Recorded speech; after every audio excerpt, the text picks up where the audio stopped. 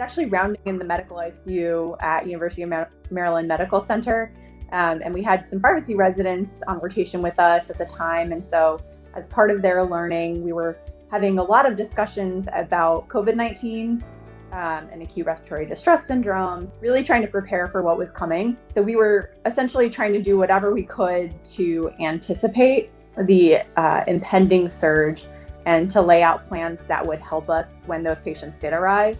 So one day I kind of came into the unit a little frazzled, a little excited, and was like to the residents and my colleague, Dr. Young, I said, I have a crazy idea.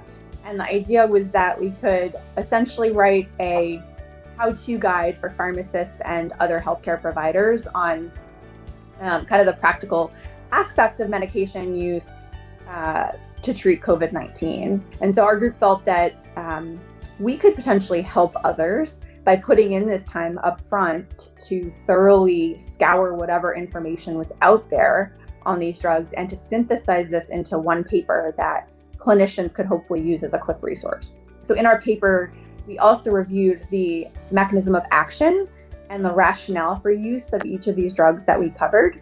We sought to summarize wherever the data is available for all of the drugs that we're commonly using, and provide practical recommendations based on what we know so far. So my hope is that, clinicians can have this paper on hand, and then when they actually need to look up a practical aspect about one of the drugs that they're using, they can just refer to our paper instead of having to waste that precious time looking into these things on their own.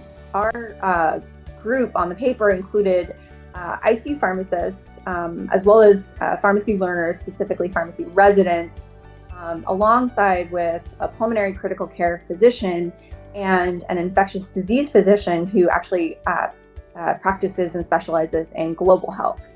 And so we hoped that our combined expertise, we could appeal to a variety of healthcare providers who may be using this paper as a resource.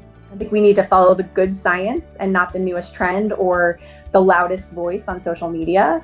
And just remember that the science will take time and we have to be patient.